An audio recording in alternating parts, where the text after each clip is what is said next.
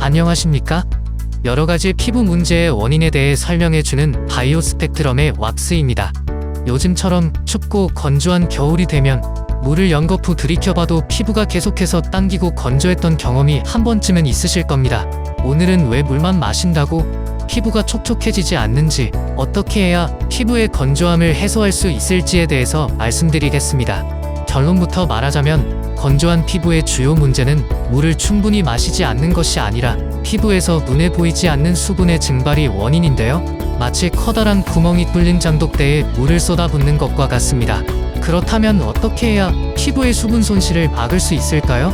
다들 피부 장벽에 대해서 들어본 적 있으실 텐데, 피부 장벽은 피부 구조 중 맨 바깥에 위치하는 각질층으로 외부의 유해 물질이 들어오지 못하게 하고 인체의 수분과 영양 성분이 피부 밖으로 빠져나가지 못하게 조절하는 장벽 역할을 합니다.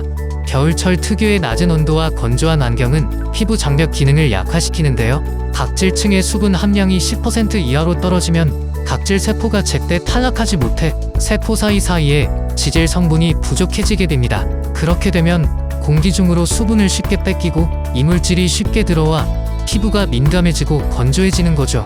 그렇다면 어떻게 해야 피부 장벽을 강화하고 건조함과 민감함을 덜 느낄 수 있을까요? 첫 번째 방법으로는 피부 장벽에 도움이 되는 로션, 크림, 오일과 같은 보습제 바르기가 있습니다. 보습제는 크게 습윤제와 밀폐제로 나뉘는데, 피부가 너무 건조하면 흡수율이 떨어지기 때문에 습윤제 성분이 포함되어 있는 제품을 바르시는 걸 추천해드리겠습니다. 두 번째로는 세안할 때 순한 제품 사용을 권장해드립니다.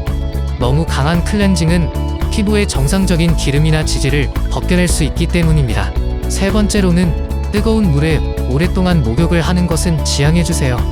피부 온도가 갑자기 높아지면 우리의 뇌는 몸에서 열이 난다고 착각하여 혈관을 확장시키기 때문에 수분 손실이 더 많이 일어날 수 있습니다. 마지막으로 실내의 습도가 너무 낮을 경우 가습기를 사용해주세요. 앞서 말씀드렸듯이 실내 습도가 너무 낮을 경우 각질층의 수분을 빼앗게 되는데요. 실내 적정 수분량인 45에서 60%로 맞춰 습도를 조절하는 것이 좋습니다. 지금까지 왜 물을 마셔도 건조한지에 대해 알아봤는데, 영상이 유익하셨다면 좋아요와 구독, 알람 설정 부탁드립니다. 시청해주셔서 감사합니다.